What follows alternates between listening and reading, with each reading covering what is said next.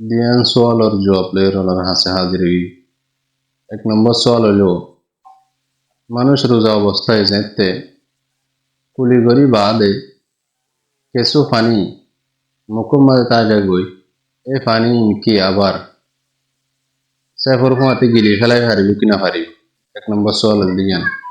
2 নম্বর সোয়াল হলো রোজা রাখি বাদে অনজ্ঞ মানুষ যদি সুইংগাম এ কি হদেরিয়া ইন যদি সাবাইতে সাদ দইলে তখন পারিব কিনা পারিব।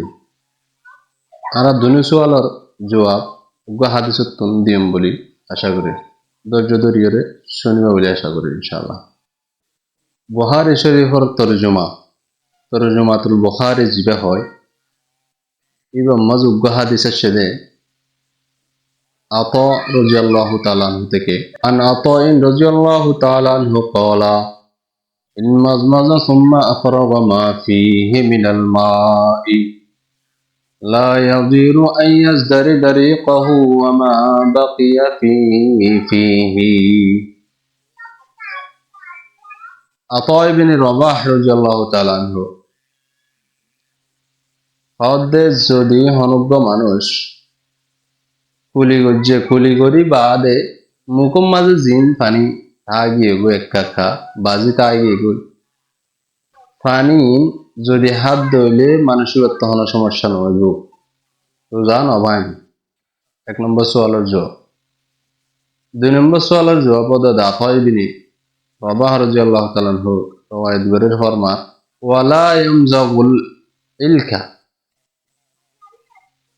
হাদিসি শেষে ফরমাত দে ওদের রোজাদার মানুষ যেন সুইংগাম হদি ওদের নসাবায় ফাইনিস দারিকাল ইলকা লা আকুলু ইন্নাহু ইফতিরু ওয়ালাকিন ইউনহা আনহু।